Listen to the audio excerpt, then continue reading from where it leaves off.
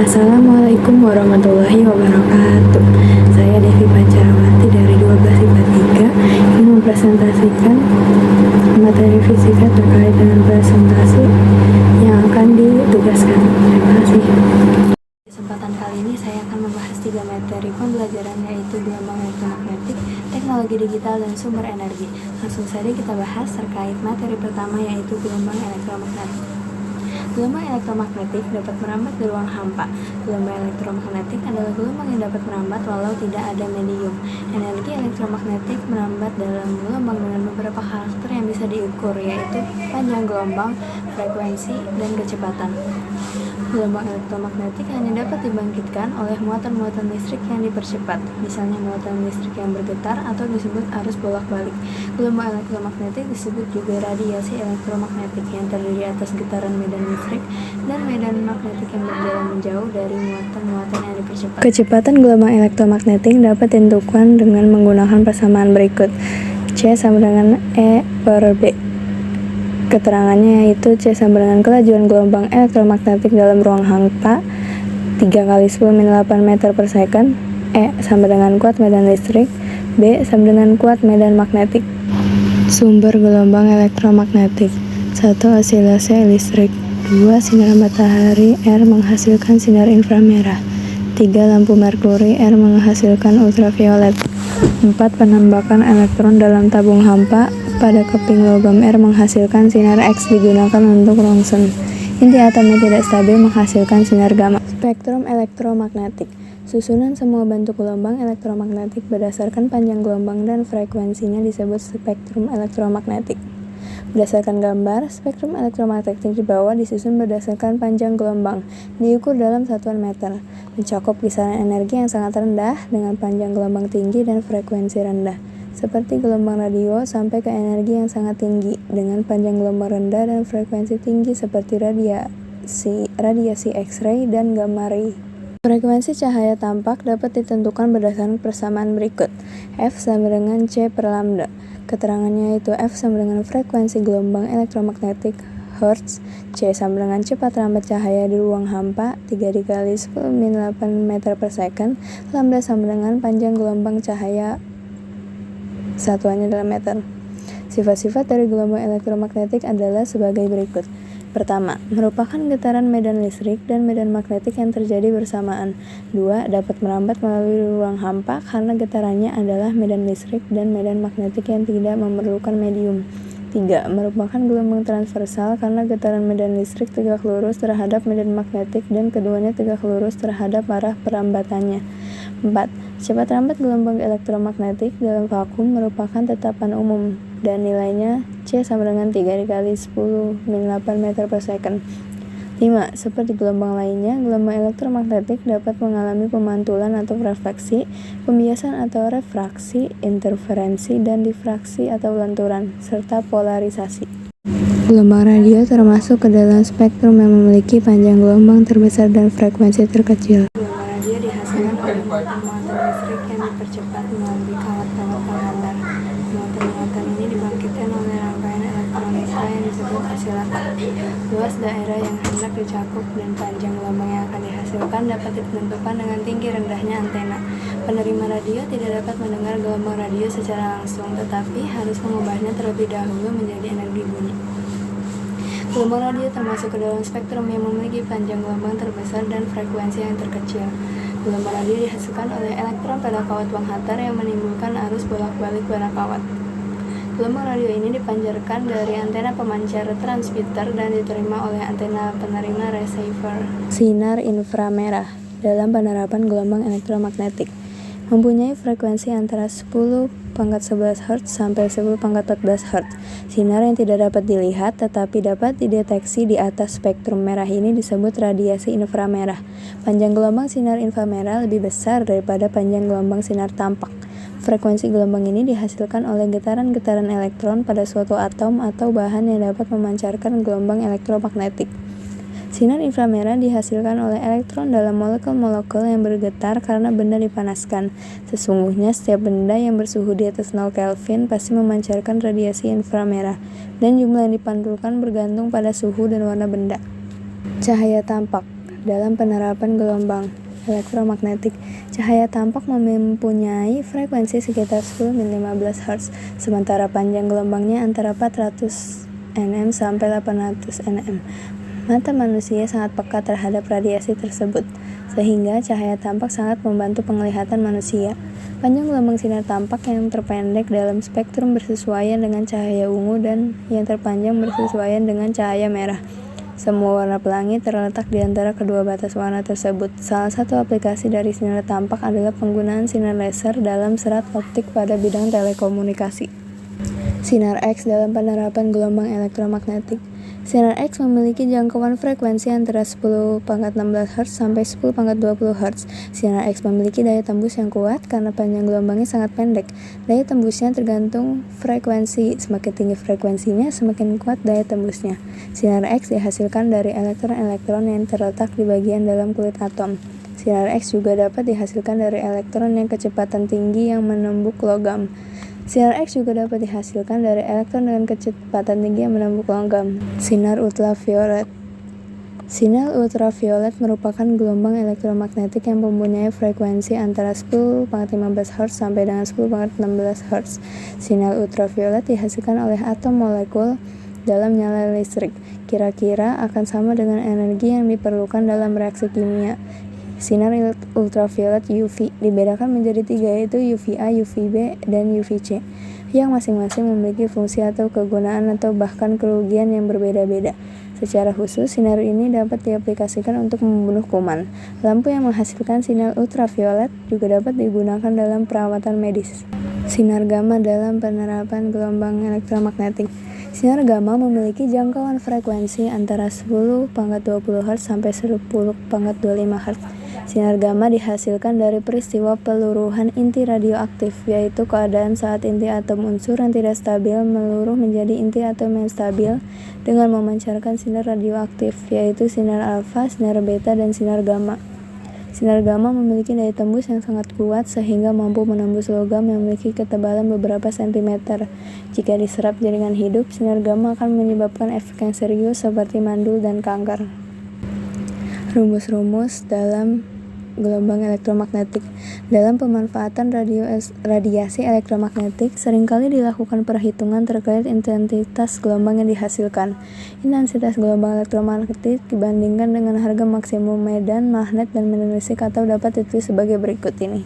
Nah, keterangannya adalah I sebagai intensitas rata-rata, I maksimal sama dengan medan listrik maksimum, B maksimal sama dengan medan magnet maksimum, μ0 sama dengan permeabilitas magnet. Selanjutnya adalah rumus cepat rambat gelombang elektromagnetik. C sama dengan cepat rambat, μ0 permeabilitas vakum, N0 sama dengan permitivitas vakum. Lalu ada juga laju energi rata-rata, S sama dengan laju energi rata-rata tiap meter per second yang dipindahkan GeM. EM sama dengan amplitudo kuat medan listrik, BM sama dengan amplitudo kuat medan magnet. Lalu ada rumus intensitas gelombang. I sama dengan intensitas gelombang, P sama dengan daya rata-rata, R sama dengan jarak titik dari sumber gelombang, S sama dengan laju energi rata-rata. Materi kedua yaitu teknologi digital. Teknologi digital adalah keseluruhan sarana untuk menyediakan barang-barang yang diperlukan bagi keberlangsungan dan kenyamanan hidup manusia. Dalam pengertian lain, teknologi merupakan penerapan dari ilmu pengetahuan yang dimiliki manusia. Suatu alat yang tidak menggunakan tenaga manusia secara manual, tetapi cenderung pada sistem pengoperasian yang otomatis dengan sistem komputerisasi atau format yang dibaca komputer. Perbedaan sinyal analog dan digital. Sinyal analog adalah sinyal data dalam bentuk gelombang yang kontinu, yang membawa informasi dengan mengubah karakteristik gelombangnya. Sinyal analog bekerja dengan mentransmisikan suara dan gambar dalam bentuk gelombang kontinu, continuous varying. Digital. Sinyal digital merupakan hasil teknologi yang dapat mengubah signal menjadi kombinasi urutan bilangan 0 dan 1 atau juga dengan biner, sehingga tidak mudah terpengaruh oleh derau. Proses informasinya pun mudah, cepat, dan akurat, tetapi transmisi dengan sinyal digital hanya mencapai jarak jangkau pengiriman data yang relatif dekat. Biasanya sinyal ini juga dikenal dengan sinyal diskret. Penyimpanan data digital. Penyimpanan data dalam dunia digital adalah sebuah benda elektronik yang mampu menyimpan data-data elektronik dengan tujuan agar dapat dibuka kembali dan digunakan kembali. Data-data yang disimpan dapat berupa gambar diam, gambar bergerak, suara, tulisan, dan sebagainya. Alat penyimpan data atau dalam istilah komputer dikenal sebagai computer data storage, merujuk kepada media penyimpanan massal yang bisa berupa cakram optik. Beberapa bentuk media penyimpanan magnetik seperti yang halnya hard disk dan tipe-tipe media penyimpanan lainnya yang lebih lambat daripada RAM, tetapi memiliki sifat lebih permanen seperti flash memory. Beberapa jenis alat penyimpanan data yang cukup populer dalam dunia komputasi adalah sebagai berikut. Hard disk adalah jenis disk yang bersifat tetap, tidak perlu dikeluarmasukkan sebagai disket floppy. Umumnya terbuat dari bahan logam padu yang berbentuk piringan atau plat. Hard disk atau cakram peras atau hard disk HDD atau hard drive adalah sebuah benda yang mampu menyimpan data digital. Data yang tersimpan dalam HDD dapat diolah kembali oleh pengguna komputer. Pengolahan data dapat berupa penggandaan, penghapusan, penambahan, pengeditan, dan sebagainya. Sebuah hard disk berbentuk piringan magnetis. Kapasitas terbesar cakram keras saat ini mencapai 6 TB dengan ukuran standar 3,5 inci. Disk adalah piranti penyimpanan dari floppy drive jenis lain dengan menggunakan kabel interface jenis USB Universal Serial Bus. Flash disk dapat menyimpan data secara permanen walaupun aliran listrik pada rangkaian flash disk diputuskan. Ini terjadi karena di dalam flash disk terdapat sebuah controller dan memori yang mampu menyimpan data secara permanen walaupun aliran listrik yang ada pada flash disk sudah diputuskan oleh user. Lalu ada microSD. MicroSD adalah kartu memori non-volatil yang dikembangkan oleh SD Card Association yang digunakan dalam perangkat portable. Keluarga microSD yang lain terbagi menjadi SDHC yang kapasitas maksimum resminya sekitar 2 GB. Meskipun beberapa ada yang sampai 4 GB, SDHC High Capacity memiliki kapasitas dari 4 GB sampai 32 GB. Dan SDXC Extended Capacity kapasitasnya di atas 32 GB hingga maksimum 2 TB. MicroSD diaplikasikan pada berbagai peralatan teknologi, seringnya digunakan pada telepon genggam atau handphone. Kelebihan teknologi digital. Yang pertama, data yang dikirimkan dari satu tempat ke tempat lain tidak terpengaruh cuaca buruk dan noise karena data yang ditransmisikan dalam bentuk sinyal digital. 2. Berbagai tipe sistem komunikasi tersedia dan dapat digunakan. 3. Biaya perawatan lebih murah karena lebih praktis dan stabil. Kekurangan teknologi digital. Pertama, kesalahan yang mungkin terjadi pada saat mengubah sinyal analog ke digital atau digitalisasi. 2. Kemungkinan tercurinya data digital yang penting seperti nomor rekening, data pekerjaan, dan lain-lain oleh hacker ataupun virus. 3. Menyebabkan ketergantungan yang berlebihan pada penggunanya sehingga dapat mengganggu kemampuan empati dan sosial secara nyata. Selanjutnya untuk materi terakhir yaitu sumber energi. Sumber energi adalah sumber yang dapat menghasilkan energi, baik secara langsung maupun proses konversi. Selain itu, sumber energi bisa dibilang sebagai sesuatu di sekitar kita yang mampu menghasilkan suatu energi baik yang kecil maupun yang besar. Sumber energi secara garis besar dibagi dua, yaitu sumber energi terbarukan dan sumber energi tak terbarukan. Sumber energi terbarukan adalah sumber energi yang bisa diperbarui sehingga dalam penggunaannya dapat dengan cepat dan mudah didapatkan. Sumber energi ini memiliki kelebihan tidak mencemari lingkungan. Sumber energi yang terbarukan, contohnya energi surya atau matahari. Energi matahari sangat melimpah jumlahnya, khususnya bagi wilayah yang beriklim tropis. Pemanfaatan sinar matahari adalah dengan menggunakan sel surya yang berfungsi mengubah energi surya menjadi energi listrik. Kedua, panas bumi. Panas bumi merupakan energi yang bersumber dari dalam perut bumi. Panas bumi merupakan energi yang melimpah dan terbarukan sehingga tidak perlu khawatir akan kehabisan energi panas bumi. Yang ketiga, angin. Pemanfaatan energi angin sedang gencar-gencar dilakukan oleh banyak negara di seluruh dunia karena sumber energi ini tidak terbatas jumlahnya. Pemanfaatan energi ini menggunakan kincir angin yang dihubungkan dengan generator atau turbin yang menghasilkan tenaga listrik. 5. Energi biomasa. Biomasa terdiri dari tanaman hidup, pohon mati, dan serpihan kayu. Energi gas alam merupakan energi yang terbarukan dan harganya lebih terjangkau daripada bahan bakar minyak. Lalu ada pembangkit listrik tenaga air. Energi yang bersumber dari tenaga air sudah lama dimanfaatkan oleh manusia karena ramah lingkungan dan juga berlimpah. Pembangkit listrik tenaga air atau PLTA merupakan salah satu contoh pemanfaatan tenaga air untuk kehidupan yang lebih baik. Sumber energi tak terbarukan. Sumber energi jenis ini jumlahnya terbatas dan tidak dapat diperbarui, walaupun ada yang bisa diperbaharui, tetapi memerlukan waktu yang sangat lama. Sumber energi ini saat ini masih merupakan sumber energi utama yang banyak digunakan, walaupun banyak pihak yang sudah beralih menggunakan sumber energi.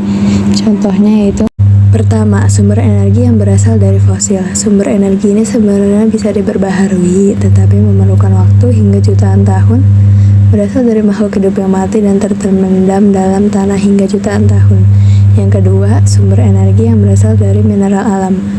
Mineral alam bisa dimanfaatkan menjadi sumber energi setelah melalui beberapa proses. Contohnya, uranium yang bisa menghasilkan energi nuklir. Yang ketiga, pembangkit listrik. Bagian dari alat industri yang dipakai untuk memproduksi dan membangkitkan tenaga listrik dari berbagai sumber tenaga seperti PLTU, PLTN, PLTA, PLTS, dan lain-lain. Penggunaan sumber energi. Pertama, penggunaan energi untuk keperluan industri. Berbagai industri, baik industri kecil maupun besar, memerlukan sumber energi dalam proses produksinya. Sumber industri yang biasa digunakan adalah minyak bumi, batu bara, dan gas alam. Lalu yang kedua ada penggunaan energi untuk keperluan rumah tangga. Rumah tangga juga memerlukan bahan bakar dalam kegiatan sehari-hari. Kayu bakar dan gas digunakan untuk memasak. Listrik digunakan untuk penerangan, menyetrika, menyalakan televisi, lampu, radio, juga memasak. 3. Penggunaan energi untuk keperluan transportasi. Sektor transportasi juga salah satu sektor yang memanfaatkan banyak energi tak terbarukan. Hal ini karena bahan bakar untuk kendaraan di Indonesia masih mendominasi oleh bahan bakar minyak atau BBM.